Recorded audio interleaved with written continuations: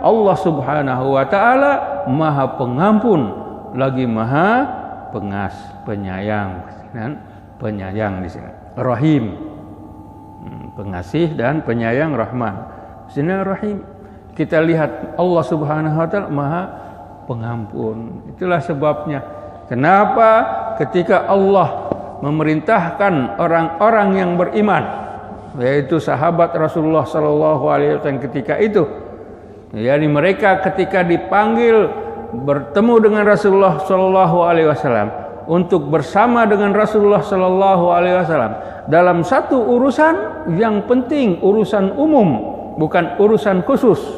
Kalau urusan khusus ini misalnya tentang keluarga kah, tentang sesuatu yang khusus kah, itu tidak masuk dalam kategori ini. Tapi yang ini adalah umum tadi, seperti perang, seperti perhimpunan yang diminta oleh Rasulullah sallallahu alaihi wasallam, seperti begitu. Mereka tidak boleh keluar. Kalau mereka meminta izin kepada Rasulullah memberikan kebenarannya, izinnya, maka Rasulullah harus meminta ampun kepada Allah. Meminta, misalnya Rasulullah tidak disuruh, misalnya sampai di sini saja, fa'zan liman syi'ta lahum, maka berilah izin kepada yang kamu sukai, kalau kamu yang kamu kehendaki, sampai di situ saja. Padahal itu perintah, artinya tidak diampuni oleh Allah, berdosa orang itu. Di sini ditambah oleh Allah, wastaghfir lahum, kamu minta ampun untuk mereka. Allah Subhanahu wa taala akan mengampuni mereka karena dengan Rasulullah sallallahu alaihi wasallam ketika bersama Rasulullah dengan orang-orang Mekah, ya, orang Mekah tidak kena azab itu. Ketika Rasulullah berada di Mekah, orang Mekah tidak kena azab. Orang Mekah masih hidup dalam keadaan aman. Orang Mekah masih dalam keadaan tentram ketika Nabi Muhammad berada di Mekah. Tetapi ketika Rasulullah hijrah tahun 13, sudah orang Mekah dalam kebimbangan, orang Mekah dalam kerisauan, orang Mekah dalam keadaan gundah gulana, orang Mekah dalam keadaan ketakutan. Karena sudah apa? Azab di situ ada. Allah berfirman, "Wa ma kana Allahu li'adzibahum wa anta fihim." Allah tidak akan menyiksa, Allah tidak akan menurunkan bala, Allah tidak akan menurunkan azab kepada mereka selagi engkau bersama mereka. Wa anta, makanya ketika sudah Rasulullah hijrah keluar, orang Mekah semuanya takut, dalam keadaan takut. Ketakutan ini yaitu terjadi nanti perang Badar, perang yang lain-lain. Semuanya dalam keadaan takut. Kita lihat di sini juga istaghfir lahum, mohon ampun untuk mereka, wahai Rasulullah. Ayat ini diriwayatkan diturunkan pada tahun 5 Hijrah. Pada tahun ke-5 Hijrah, yaitu sesudah bulan Syawal. Sudah bulan Syawal, di mana bulan itu adalah terjadinya peperangan Khandaq. Terjadi peperangan Khandaq, perang Parit. Perang Parit ini adalah perang yang terakhir ini. Perang yang terakhir Rasulullah sallallahu alaihi wasallam dengan siapa? Dengan orang-orang musyrik. Selain daripada orang-orang Islam, perang terakhir. Karena sesudah itu tidak ada lagi peperangan dengan orang-orang Mekah, Quraisy, terakhirnya. Kecuali nanti waktu Fatah Mekah. Fatah Mekah tidak ada jadi perang. Dibuka saja gitu. Makanya disebut perang Khandaq pada tahun ke-5 Hijrah, bulan Syawal. 1 tahun itu dari tahun 4 sampai tahun 5 bulan Syawal, negeri Arab dalam keadaan tenang, sudah selesai, seolah-olah tidak ada pergolakan ketika itu. Dari selepas peperangan tahun lepas, yaitu di Daumatul Jandal, terakhir Daumatul Jandal, itu Mekah, Madinah, Arab negeri lain dalam keadaan aman dan tenang.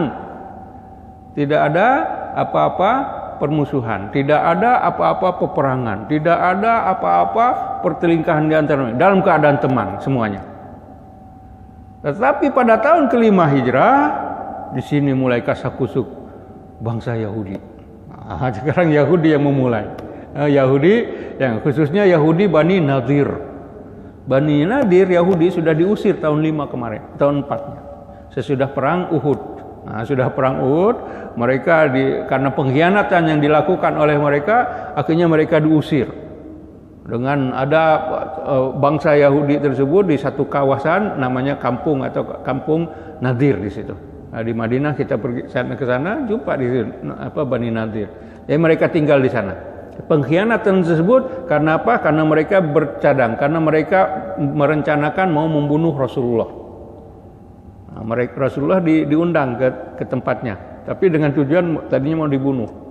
Tapi malaikat Jibril memberitahukan kepada Rasulullah mereka mau membunuh. Makanya Rasulullah terus pulang ke Madinah. Sahabat-sahabatnya ditinggalkan. Rasulullah sendiri pulang.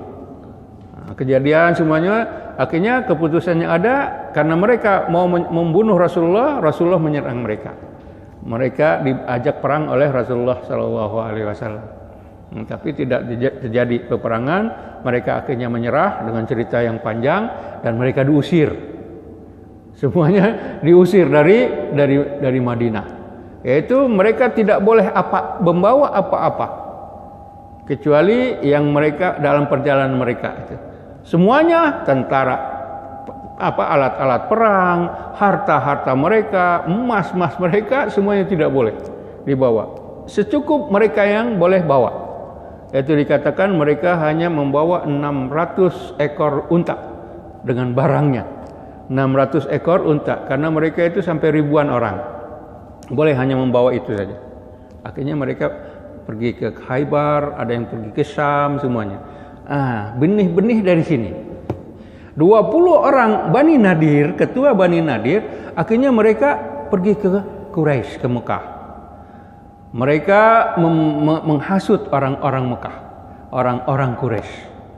Wahai Quraisy, mari kita serang itu Muhammad, mari kita serang Madinah, karena kita hancurkan mereka semuanya. Di sini Quraisy merasa ada dukungan. Wah, orang-orang Yahudi bersama kita ini. Apatah lagi mereka ini sudah kalah tahun lalu. Bulan tahun 4-nya. Mereka memang menang waktu perang Uhud. Nah, mereka menang perang Uhud, tapi sesudah peperangan tersebut mereka membuat perjanjian dengan Nabi Muhammad sallallahu alaihi wasallam bahwa nanti bulan berikutnya, yaitu pada tahun 4 tersebut, sesudah peperangan tahun 3 Uhud, kita akan berjumpa lagi di Badar. Perjanjian antara Quraisy.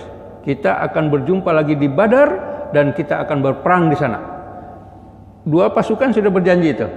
Nah, dua pasukan sudah berjanji. Syawal datang, maknanya sudah 1 tahun. Mereka datang. Nabi Muhammad dengan 1.500 tentaranya, 20 memakai kuda, pergi berangkat dari Madinah sampai di Badar. Ini bukan perang Badar. Perang Badar sudah cerita tahun 2 itu. Perang Badar sudah ini disebutnya Badar Sugro.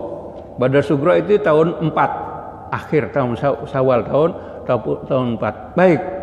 Nabi Muhammad pergi dengan pasukannya 1.500. Kemudian orang Quraisy juga karena sudah janji, sudah perjanjian istilahnya akan ada peperangan tersebut. Orang Quraisy juga pergi berangkat dari Mekah dipimpin oleh Abu Sufyan dengan 2.500 tentara. Artinya tentara Nabi 1.500. Banyak juga ini. Orang dari Mekah 2.500. Banyak dengan waktu Badar kan 1.000. Semuanya komplit senjatanya. Nabi Muhammad 313 tapi tidak ada senjata. Nah, sekarang karena sudah janji, baik kita akan lakukan peperangan. Yaitu bulan Syawal tahun 4. Mereka datang ke Badar. Hanya karena apa terjadi di sini, orang Quraisy mereka merasa kecut. Takut, nggak berani perang lagi bersama Rasul, nggak berani perang melawan Rasulullah Shallallahu Alaihi Wasallam. Akhirnya mereka kembali, dengan seruan daripada pemimpin mereka Abu Sufyan, dan tidak terjadi peperangan. Nabi Muhammad tinggal di sana selama 8 hari di Badar tersebut. Akhirnya jual belilah orang-orang di sana. Sahabat Nabi mereka mendapatkan keuntungan karena Badar ini memang perjalanan di tengah perjalanan antara Syam dengan Mekah. semuanya lalu sana. Jadi jual beli dan mendapat keuntungan. 8 perang tidak jadi, tapi mereka dapat untung berniaga kembali.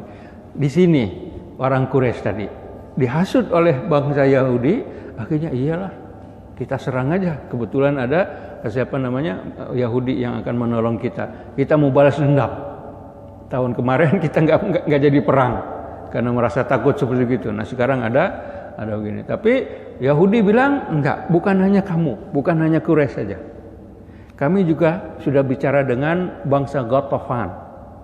Bangsa Ghatafan ini suatu kaum bangsa Arab yang ahli perang juga. Ahli perang. Dia bukan tinggal di Madinah, dia tidak tinggal di Madinah, di luar Madinah. Jadi kami sudah bicara juga dengan, dan mereka juga setuju. Mereka juga setuju. Akhirnya di sini sudah ada koalisi. Koalisi dari Yahudi, koalisi dari orang-orang Mekah, Quraisy, dan koalisi dari Bani Ghatafan. Jumlah mereka 10.000. 4.000 orang Quraisy, 6.000 orang Ghatafan. Karena orang Ghatafan ini lebih dekat kepada Madinah. Jadi ke Madinah. Kalau Quraisy kan dari selatan. Quraisy dari selatan. Kalau Ghatafan dia dari timur barat begitu. Jadi timur utara ya, timur kemana? Jadi tempatnya di sana 6.000. Yang Quraisy 4.000. Mereka semuanya bersatu menyerang Mekah. Mau sampai di tempat di mana? Di Madinah. Ya, ketika mereka sampai di Madinah, tentu sebelum mereka sampai, Rasulullah sudah dengar bahwa orang-orang akan menyerang Madinah. Mendengar cerita tentang datang Madinahnya tersebut. Tahu Rasulullah dengan beritanya, dengan mata-matanya, dengan perisik-perisiknya. Jadi Rasulullah tahu mereka. Nah, di sana Rasulullah akhirnya menanyakan kepada para sahabat yang lain. Bagaimana ini ceritanya? Karena tidak mungkin mereka keluar. Tidak mungkin, orang-orang mereka sudah dekat. Bagaimana caranya? Kalau tidak ada Salman, dengan izin Allah Subhanahu wa taala, Madinah ketika itu akan binasa. Madinah akan hancur itu, akan berantakan. Semuanya akan terbunuh, tidak ada apa-apa. Tapi alhamdulillah dengan perancangan Salman Al-Farisi itu. Dengan Salman Al-Farisi, beliau mencadangkan kepada Rasulullah sallallahu alaihi wasallam, wahai Rasulullah, di tempat kami Persia, karena Salman berasal dari Persia. Salman berasal dari Persia. Kalau ada peperangan biasa kami membuat parit. Kami membuat parit untuk menahan musuh, supaya musuh tidak bisa masuk ke tempat kami. Nabi Muhammad juga, ide yang bagus. Dan juga tidak pernah orang-orang Arab melakukannya. Belum pernah terjadi seperti begitu. Belum ada cerita Arab bisa berperang kemudian dibikin parit, belum ada. Nah, di sini Rasulullah SAW akhirnya memerintahkan sahabat. Kita tahu Madinah ini letter U, seperti itu kuda. Letter U dia. Dia dikelilingi oleh gunung-gunung, bukit-bukit, tapi seperti letter U. Dia dari selatannya ditutupi, dipahan oleh gunung. Makanya mau tidak mau, kalau mau masuk ke Madinah harus dari utara. Ini kan udara Madinah, Mekah di selatan. Tapi kalau mau masuk menyerang Madinah ini harus pergi ke utara. Ihud juga ada di sana. Makanya ketika itu Rasulullah ide yang bagus.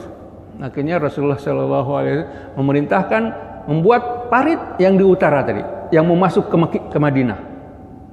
Masuk ke Madinah. Kalau yang di kanan, di kiri, di selatan, di selatannya itu aman. Karena ada bukit-bukit, gunung-gunung, rumah-rumah orang penduduk di sana aman. Mereka tidak mungkin masuk. Mereka tidak mungkin, apalagi tentara yang banyak, nggak mungkin naik gunung, ke bukit susah mereka. Makanya mereka harus di sana, di utara sana sudah berkumpul 10.000 tadi. Rasulullah SAW sebelum mereka kumpulnya ada, Rasulullah memerintahkan sahabatnya untuk membuat parit atas nasihat Salman. Maka mereka membuat parit. Dibuat paritnya sekarang. Yaitu paritnya dibuat oleh para sahabat tersebut bersama dengan Rasulullah SAW sepanjang 5.000 zira'. Panjangnya nih 5.000 zira. Berapa 5.000 zira? 5.000 zira. Zira ini hasta kan. 5.000 artinya kurang lebih 1.300 meter. 1.300 lebih daripada 1 kilo. 1 kilo 300 meter. Panjangnya itu. Berarti panjang juga itu. Yang menutup masuk ke Mekah, ke Madinah. 1.300, 5.000. Ada juga yang mengatakan 2.700, tapi kalau dilipat kepada 5.000 berarti hanya 2.700. Nah, 2.000. Jadi 1.300 kita sebutkan meter yang ada 1.300 meter. Rasulullah Shallallahu Alaihi Wasallam memerintahkan sahabatnya setiap 10 orang sahabat harus menggali 40 zira. 10 sahabat menggali lebih kurang 20 meter. 10 orang. Artinya seorang semeter lebih lah. Ya, yang diatur oleh Rasulullah Shallallahu Alaihi Wasallam atas nasihat Salman bahwa nanti dalamnya antara 7 sampai 9 zira. 3,5 meter dalam. Sedang lebarnya 3 meter. Maknanya dari sini ke sini. 3 itu yang disebutkan oleh siapa? Salman. Suruh 3 meter kan? 1, 2, 3 meter nih. Akhirnya nanti kalau musuh datang dari sana ada parit di sini. Ini belum terbayang oleh siapa? Oleh orang Quraisy dengan 10.000 yang lain, dengan orang-orang Ghatafan. Akhirnya Rasulullah membuat dan Rasulullah ikut bersama mereka. Rasulullah juga ikut bersama dengan para sahabat. Dikatakan sahabat yang bersama dengan Rasulullah membangun itu 1.000 orang. Makanya katakan 1.000 tadi, setiap orang 40 zira. Jadi bagi 1.000 lah. Seorang bagi-bagi yang ada tadi, dibagikan itu semuanya. Rasulullah ikut. Rasulullah juga ikut berkeliling ke sana kemari, ikut. Makanya sahabat semuanya senang. Tetapi ketika berbuat demikian mereka banyak kelaparan. Dalam peperangan juga banyak lapar. Karena apa? Sudah tidak ada bahan-bahan di Madinah dalam peperangannya nanti. Bahkan di dalam peperangan tersebut mukjizat Rasulullah SAW nampak di dalam peperangan tersebut. Jadi sambil menjaga, karena orang-orang Quraisy sudah datang, sudah masuk ke sana, dilihat di depannya sudah ada parit. Ini belum pernah kita lihat. Apa ini katanya? Parit. Mereka nggak bisa jalan. 3 meter jalan mau loncat gimana? Sininya dalamnya 3 meter juga. Dalam kan 3 meter ke dalam. Bagaimana mau pergi? Kuda bagaimana mau loncat? 3 meter juga kan mereka. Waduh, ini pertama sekali. Mereka shock. Tetapi mereka bertahan untuk mengepung Madinah. 10.000 mereka sudah. Mereka tidak ada persiapan untuk mengepung. Mereka ada bersiap untuk apa? Untuk perang. Tapi karena mau tidak mau harus mengepung juga. Akhirnya mereka mengepung Madinah itu selama 3 minggu. 21 hari. 21. Madinah tidak ada apa-apa 21 hari itu. Tidak ada makanan masuk, tidak ada apa. Banyak, apalagi tentara yang bersama dengan Rasulullah SAW. Rasulullah sudah menyiapkan di sana ibu-ibu, anak-anak disimpan di bentengnya Hasan ibn Sabit. Simpan benteng. Hasan ibn Sabit menjadi ketuanya, menjaga ibu-ibu dan anak-anak. Menjaga ibu dan anak. Yang di situ terkenal dengan kisahnya Sofia binti Abdul Muthalib, bibi Rasulullah. Nah, itu Sofia perempuan yang gagah berani. Sofia dia berani. Hasan ibn Sabit ketika orang Yahudi mata-mata mau narik ke dalam benteng tersebut, Hasan ibn Sabit diminta oleh Sofia, wahai Hasan, bunuh itu, bunuh, ada orang Yahudi di sana, ada dari Quraisy yang di dalam Mekah, di dalam Madinah, bunuh orang itu. Wahai Sofia, kan kamu tahu saya ini orang penakut, nggak pernah pegang pedang, apalagi bunuh. Kamu gimana nih, ada orang itu. Aduh, akhirnya Sofia sendiri ambil kayu, datang orang itu, orang Yahudi naik, pukul dari belakang, mati. Sudah matilah siapa si Yahudi ini? Karena Yahudi sudah menjaga, tadinya mau menyerang nih, karena kesempatan. Nabi sedang ada di sana, sedang diparit. Ini di dalam kotanya, maka mau dibunuh di sana. Ketika sudah selesai dibunuh, akhirnya Hasan, sudah aku bunuh. Sekarang kamu lempar dia ke bawah. Kan ada di atas dia di bukit, namanya benteng di atas. Sekarang kamu lempar ini, alhamdulillah sudah saya bunuh, kamu lempar. Saya juga nggak berani. Saya juga nggak berani gini. Akhirnya kata Sofia, baik kalau gitu. Diangkat oleh Sofia. Tapi dibantu oleh Sofia, dilempar. Lempar turun ke bawah. Sampai di bawah orang yang kawan-kawan dia, ada yang jaga di atas. Ada yang itu memang Muhammad tidak menjaga pengikutnya dengan penjagaan yang baik. Akhirnya mereka takut. Karena ada di atas. Padahal yang bunuh siapa? Perempuan aja Sofia. Yang bunuhnya Sofia. Terus. Sofia. Karena di dalam sejarah Islam ini ada 2 orang perempuan yang hebat. Sofia ini, satu lagi Ummu Imarah. Ummu Imarah luar biasa ceritanya. Cerita yang sekarang ini Khandaq. Nabi Muhammad ikut 21 hari. Sebelumnya Nabi Muhammad membuat parit tersebut, ada yang mengatakan 6 hari, ada yang mengatakan 24 hari.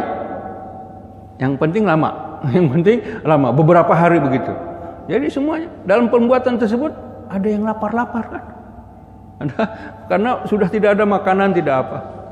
Akhirnya Jabir ibn Abdullah, dia ada kakaknya. Ada kakaknya. Jabir ini yang cerita, yang ditanya oleh Rasulullah, kamu sudah kawin belum Jabir? Sudah Rasulullah. Dengan siapa? Dengan janda gitu. Kenapa dengan dara gitu? Nah, itu ceritanya ke sana. Sekarang dia ini ada kakaknya. Kata kakaknya kepada Jabir, wahai Jabir, panggil Nabi. Karena apa? Jabir menyembelih kambing dan juga memasak nasi.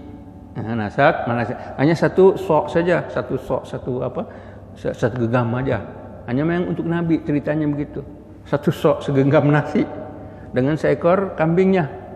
Akhirnya kata kakaknya, sudah kamu panggil Nabi, suruh makan di sini. Kalau kita sekarang pergi ke Khandaq yang di Madinah, itu di ujung sebelah kanan. Itu di sana ada rumahnya Jabir sekarang ini. Rumah Jabir, bukan Syekh Jabir, ahli Jabir kita bukan. Ini sebutnya Jabir, di rumahnya di situ. Nah, kita kalau di masjid Khandaq kan, kalau kita pergi jalan-jalan masjid Khandaq, pergi sebelah kanan di sana.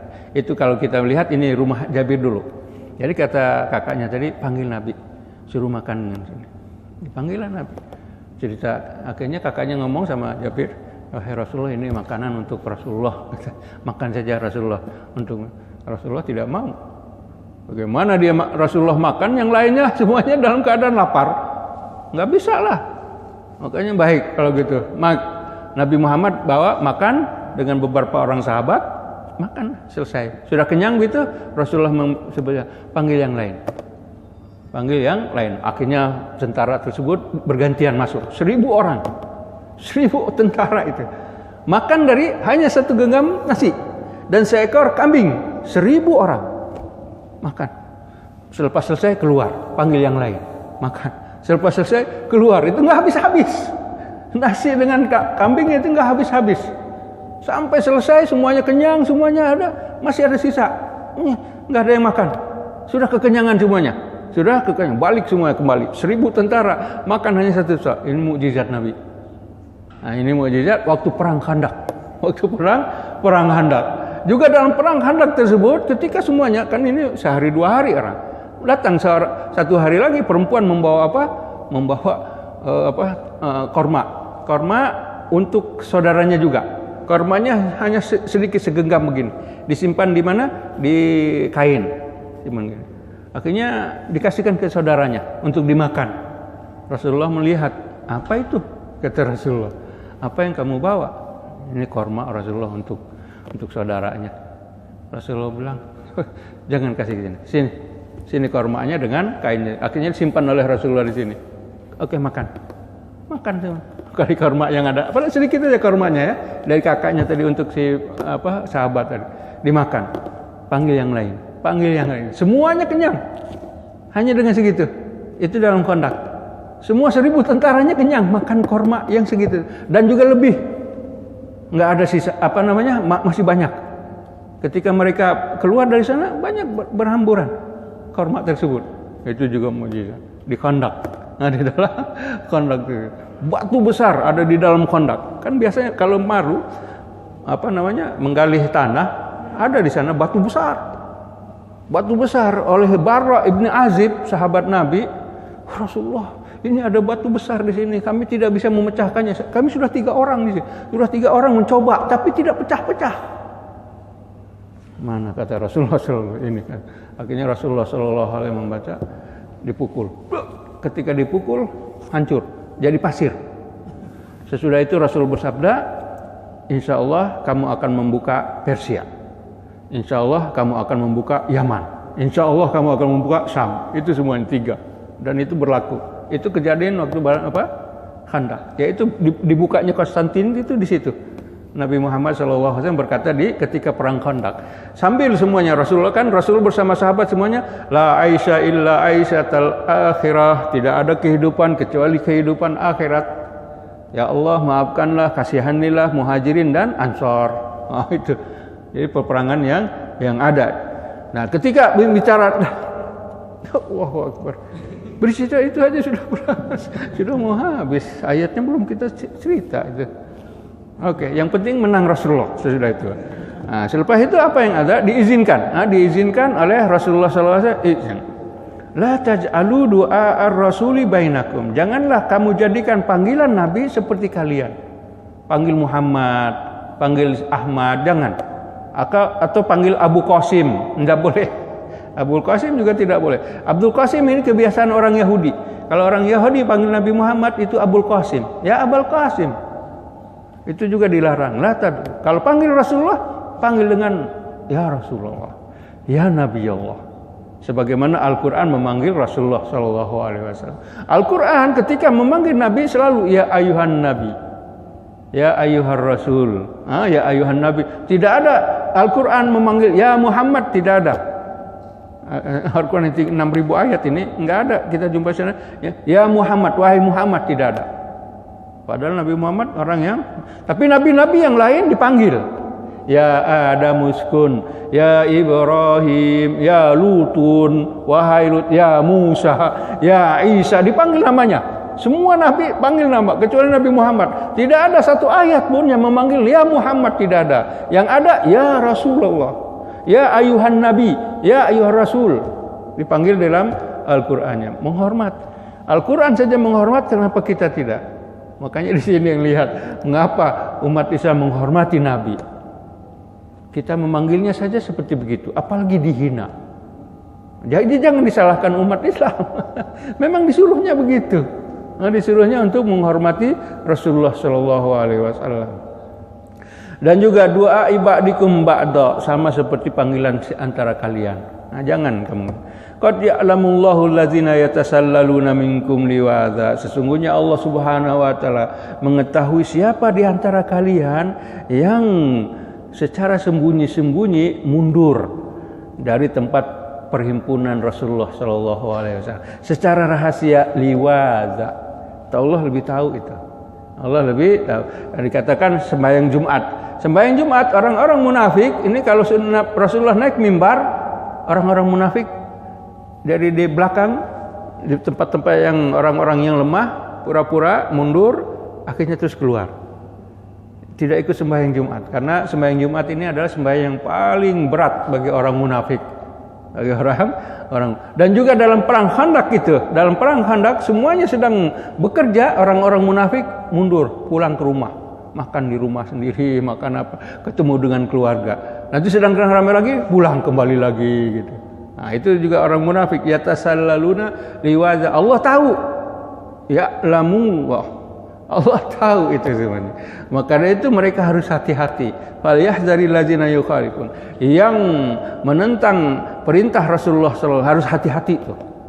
Jangan ada yang melawan. Begitu maknanya sekarang hati-hati dengan hadis. Sekarang tidak ada nabi. Rasulullah sudah tidak ada. Makanya jangan menentang hadis. Ya khalifuna an amrihi. Hadis-hadis yang ada, hadis sahihkah, hadis-hadis yang diterima oleh para ulama itu jangan sekali-kali ditentang. Jangan sekali ya khafuna amri. Mereka harus jaga. Disebut apa-apa hadis. Apa-apa hadis yang kita terima dari Rasulullah SAW. Kalau kita menentangnya, menentang hadis tersebut, tusibahum fitnah. Kamu akan dikenakan cobaan, dugaan, fitnah. Apa saja hukuman. Dan juga nanti akan mendapatkan azab yang pedih, azabun alim. Makanya berhati-hati, jangan sekali-kali menentang. Rasulullah menyatakan ini dan itu. Tapi misalnya ada hadis mengatakan ini, hadis yang seolah-olah berlawanan, berkontradiksi. Tidak kontradiksi. Kita para ulama, misalnya ulama-ulama yang lain, mereka telah menentukan ini begini cara jalan keluarnya. Tidak ada pertentangan sebenarnya. Tidak ada pertentangan. Hanya jalan keluarnya seperti begini. Itu makanya dilarang. Kalau Rasulullah berkata ini, Rasulullah bercerita itu, Rasulullah mengatakan, kita jangan harus menerimanya. Sami'na wa ata'na. Dan juga ala inna lillahi ma fis samawati wal ard, ketahuilah bahwa milik Allah Subhanahu wa taala apa yang di langit dan di bumi. Fis samawati wal ard.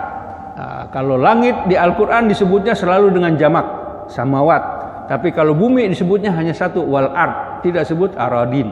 Itu karena apa? Mukjizat Al-Qur'an. Qad ya'lamu ma antum alaih, dia mengetahui tentang keadaan kalian. Ini di dalam bahasa Arab disebutnya talwin. Cerita yang lain, cerita tentang yang lain, tahu nunjuknya ke kita. Ya kan tadi ini, ala lillahi ma fis samawati wal ard, milik Allah segala sesuatu yang di langit dan kemudian ya'lamu ma antum, dia tahu tentang kamu. Cerita ke sana, tapi nunjuk kamu yang tahu. Ini namanya talwin.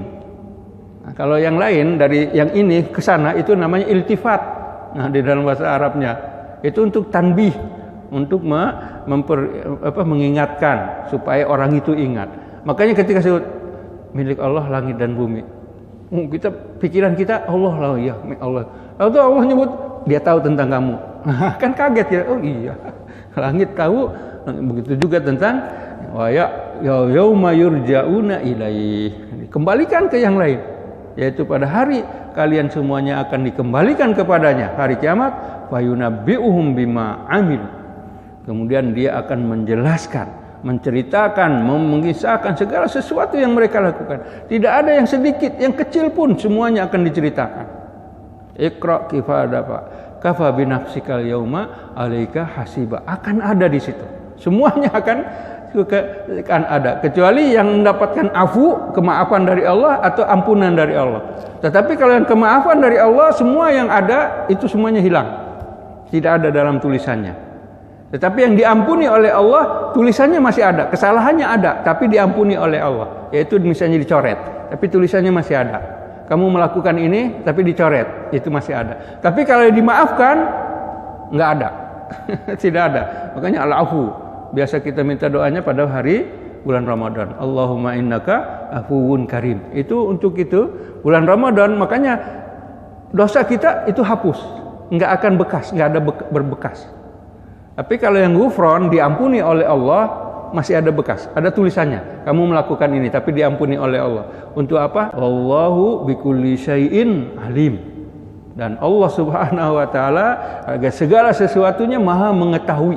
Allah Subhanahu wa taala Maha bikulli syai'in. Tidak ada sedikit. Kullinya di sini memang betul-betul. Tidak ada istisna, tidak ada pengecualian. Kalau yang lain selain daripada Allah ada pengecualian. Misalnya kullu, setiap kullu itu semuanya, semua ada. Tetapi kalau untuk makhluk pasti ada pengecualian. Wa utiyat min kulli syai'in, Ratu Bilqis diberikan segala sesuatu. Tapi kullunya di sini tidak semua.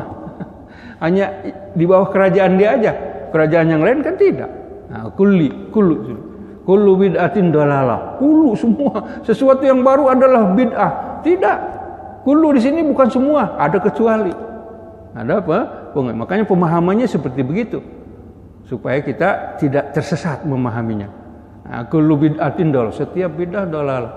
Tapi ada perkara-perkara yang tidak dibuat oleh Rasulullah misalnya, tapi diterima oleh sahabat juga pada zaman sahabat. Zaman Rasulullah juga sendiri ada yang membuat sesuatu yang tidak dilakukan oleh Rasulullah, tapi diterima oleh Rasulullah.